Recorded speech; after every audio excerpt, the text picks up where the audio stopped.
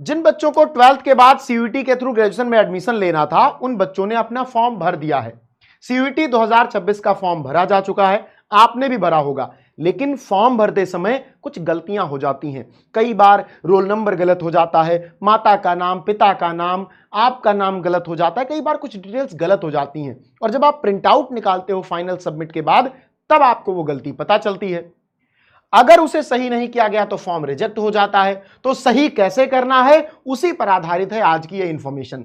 आपके लिए जरूरी है, आपके सभी साथियों के लिए जरूरी है, इसलिए सबको शेयर कर देना। मैं हूं आपका ऋषि सर, ऋषि भैया आपका सीयूईटी मेंटोर, और आज बात करेंगे कि फॉर्म भरने में गलती हो गई है तो क्या करें, कैसे सही करें। आपको बहुत ध्यान से समझना है। सारे बच्चों ने फॉर्म भर दिया होगा, एक बार मुझे कमेंट करके बताओ कि आपने फॉर्म भर दिया या नहीं, और साथ ही यह भी कमेंट कर देना कि कौन सी यूनिवर्सिटी और कौन सा कोर्स टारगेट कर रहे हो, क्या करना चाहते हो 12th के बाद, क्योंकि यह बहुत जरूरी है आज ही से समझ लेना, ठीक है। क्योंकि आगे अगर तुमने कुछ सोच रखा है फ्यूचर के लिए, आज से उसका बिल्डअप करोगे तो बहुत बेहतर कर पाओगे। अच्छा, अब एक बात जो आपको बतानी है वो ये है कि किसी भी इंफॉर्मेशन के लिए आप सीयूईटी विद्याकुल चैनल टेलीग्राम वाला सब्सक्राइब कर लो, वहां पर भी आपको क्लास की पीडीएफ लिंक वगैरह मिल जाती है। अब बात करते हैं करेक्शन की। तो जब आपका ऑनलाइन फॉर्म आया था तो ऑनलाइन फॉर्म की डेट को थोड़ा आगे बढ़ाया गया था। पहले 30 जनवरी तक भरा जाना था फॉर्म, उसके बाद उन्होंने उसे 4 फरवरी तक कर दिया था। अच्छा, इन्होंने फीस सबमिट करने की जो डेट थी वो पहले 31 जनवरी रखी थी, बाद में उसे 7 फरवरी 2026 कर दिया था। अच्छा, उसके बाद एक लाइन और लिखी थी, करेक्शन इन पर्टिकुलर्स, यानी फॉर्म में अगर कोई गलती हो गई हो तो वो करेक्ट की जा सकती है। कब की जा सकती है? पहले 2 से 4 फरवरी 2026 का टाइम दिया गया था, लेकिन जब फॉर्म को आगे बढ़ाया गया तो इसमें भी करेक्ट किया गया। अब आपके पास 9 फरवरी से 11 फरवरी तक का टाइम है, यानी 9, 10, 11, ये 3 दिन आपके पास हैं। इन 3 दिनों में आप अपनी फॉर्म में की गई गलती को सही कर सकते हो। ध्यान से सुनना, कौन कौन सा दिन है आपके पास? 9, 10, 11, इन 3 दिनों में, ठीक है, तुम्हारे पास 3 दिन हैं।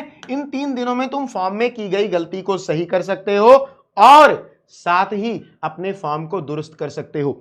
अच्छा, बहुत सारे बच्चे इस बात को लेकर के कंफ्यूज हैं कि सर करेक्शन क्या क्या कर सकते हैं, क्या क्या बदलाव कर सकते हैं, इसके बारे में जानकारी नहीं है। मेरा ये गलत हो गया है, क्या बदल जाएगा, मेरा वो गलत हो गया है, क्या बदल जाएगा। तो मैं आपको डिटेल में बताता हूं कि आप क्या क्या बदल सकते हो। ध्यान से सुनना, अपने साथियों को ये शेयर कर देना बेटा, क्योंकि तुम्हारी आज की क्लास अगर तुम शेयर करोगे तो तुम्हारे शेयर करने से किसी बच्चे का फॉर्म रिजेक्ट होने से बच सकता है। तो ये उदारता का काम है, इसको कर देना जिससे सबको जानकारी मिल जाए। अच्छा, candidate shall not be allowed to change. देखो, पहला पैराग्राफ इन्होंने जो दिया है उस पहले पैराग्राफ में कहा है कि भाई क्या क्या तुम नहीं बदल सकते। तो तुम अपना मोबाइल नंबर नहीं बदल सकते, जो मोबाइल नंबर तुमने फॉर्म में डाला है वो तुम नहीं बदल सकते। तुम अपना ईमेल एड्रेस नहीं बदल सकते, अच्छा यहां नहीं बदल सकते। तुम अपना जो परमानेंट और प्रेजेंट एड्रेस जो तुमने डाल दिया है वो तुम नहीं बदल सकते। तुमने जो इमरजेंसी कॉन्टैक्ट नंबर डाला है वो नहीं बदल सकते। यानी candidate shall not be allowed to change, ये पहला वाला जो खाना है ये कैंडिडेट्स बदलने का उनको मौका नहीं मिलेगा। क्या? मोबाइल नंबर नहीं बदल सकते, ईमेल आईडी नहीं बदल सकते, एड्रेस नहीं बदल सकते, इमरजेंसी कॉन्टैक्ट नंबर नहीं बदल सकते। ये सारा तुमने फॉर्म में भरा होगा। अच्छा, candidate shall be allowed to change in the fields, candidates को कहां कहां चेंज करना अलाउड होगा, इस पर बात करते हैं। आप अपने नाम में अगर कोई स्पेलिंग गलत हो गई है तो वो चेंज कर सकते हो। अगर पिता के नाम में कोई स्पेलिंग गलत हो गई है तो वो चेंज कर सकते हो। माता के नाम में कोई स्पेलिंग गलत हो गई है तो वो चेंज कर सकते हो। अच्छा, क्लास 10th की कोई डिटेल गलत हो गई है, रोल नंबर गलत हो गया है, नंबर गलत भर दिए हो, वो सही कर सकते हो। क्लास 12th की कोई डिटेल गलत हो गई है, नंबर बदल गया है, रोल नंबर गलत कर दिए हो, स्कूल का नाम गलत हो गया, वो सही कर सकते हो। डेट ऑफ बर्थ में अगर कोई गलती हो गई है, 19 अरे तुम तो 2000 के बाद वाले लोग हो, 2005 की जगह 2007 हो गया है तो बदल सकते। बहुत छोटे हो तुम लोग यार, इतने बड़े बड़े हो भी, ठीक है। तो डेट ऑफ बर्थ चेंज कर सकते हो। अगर तुम जेंडर तुम्हारा मेल है और तुम फीमेल लगा दिए हो या फीमेल है मेल कर दिए हो तो वो बदल सकते हो। कैटेगरी बदल सकते हो। मेरे सारे बेटे बेटियां ध्यान से देख लें, सारे बच्चे ध्यान से देख लें। कैटेगरी जैसे मान लो कुछ बच्चे एससी के होते हैं, गलती से ओबीसी लग जाता है, या गलती से एसटी लग जाता है, या कई बार कुछ बच्चे ऐसे होते हैं जो एससी एसटी पीडब्ल्यूडी ओबीसी से हैं लेकिन वो जनरल में फॉर्म भर जाता है, तो कैटेगरी चेंज कर सकते हो। अच्छा, सब कैटेगरी भी चेंज कर सकते हो, जैसे पीडब्ल्यूडी पीडब्ल्यूबीडी। फोटोग्राफ और इमेज में कोई गलती हो गई है तो वो अपलोड कर सकते हो, सिग्नेचर अपलोड कर सकते हो, मतलब लगभग चीजें आप बदल सकते हो। केवल मोबाइल नंबर नहीं बदल सकते, ईमेल एड्रेस नहीं बदल सकते, परमानेंट और प्रेजेंट एड्रेस नहीं बदल सकते, इमरजेंसी कॉन्टैक्ट नंबर नहीं बदल सकते। अच्छा, अब एक बड़ा सवाल, इसका स्क्रीनशॉट ले लो, वीडियो तो शेयर कर ही देना। अगर कोई बच्चा तुमसे पूछ ले कि भाई क्या क्या बदल सकता हूं, तो इसका स्क्रीनशॉट भेजना, भैया देखो ऊपर वाला नहीं बदल सकते हो, नीचे वाला बदल सकते हो। ठीक है, अब बच्चे पूछेंगे सर सब्जेक्ट वाली बात बताइए, मैंने तो 3 लिया था मुझे 5 करना है, मैंने तो 5 लिया था मुझे 3 करना है, मैंने 1 ही लिया था मुझे 2 करना है, या मुझे बेस्ट सब्जेक्ट कॉम्बिनेशन लेना है, मुझसे गलती हो गई मैं तब समझ नहीं पाया था। उसके बारे में सुन लो। ठीक है, ध्यान से सुनना। Candidate shall be allowed to change examination cities based on their permanent and present address। अच्छा, आपको सिटीज का ऑप्शन मिलता था पहले, तो आप किस शहर में पेपर देना चाहते हो, अगर इसमें बदलाव करना चाहते हो या बदलाव का ऑप्शन है तो आप बदल सकते हो। ये पिछले साल बदलाव के लिए ऑप्शन आया था।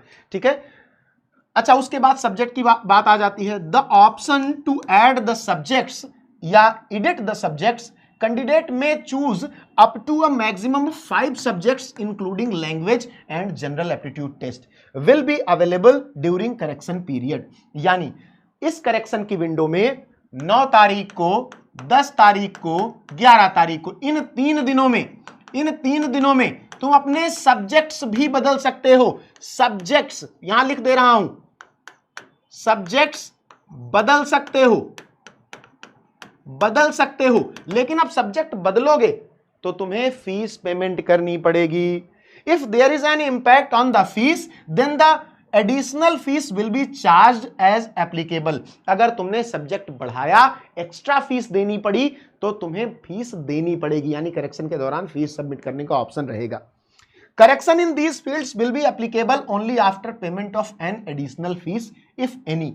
अगर तुमने बदलाव कोई किया और तुमने फीस जमा नहीं की, मान लो तुम्हारा 4 सब्जेक्ट था, तुमने 5 कर लिया, तो तुमने बाद में 5वें सब्जेक्ट की फीस नहीं दी तो तुम्हारा करेक्शन कंप्लीट नहीं माना जाएगा, फीस सबमिट करनी पड़ेगी।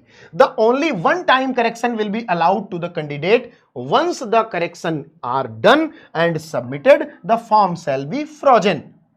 केवल एक बार बदलाव कर पाओगे, जैसे ही तुम्हारा बदलाव होकर के फॉर्म सबमिट होगा फॉर्म फ्रोजन हो जाएगा, यानी हमेशा के लिए लॉक हो जाएगा, बदलाव संभव नहीं है। इसका क्या मतलब हुआ, मान लो तुमने 9 तारीख को कोई बदलाव किया, 9 तारीख को तुमने अपने फॉर्म में कोई करेक्शन किया और तुमने सबमिट कर दिया, तो इसका मतलब यह नहीं है कि तुम 10 और 11 को फिर से कर पाओगे अगर याद आ गया तो ना, एक बार केवल तुमको बदलने का मौका मिलेगा।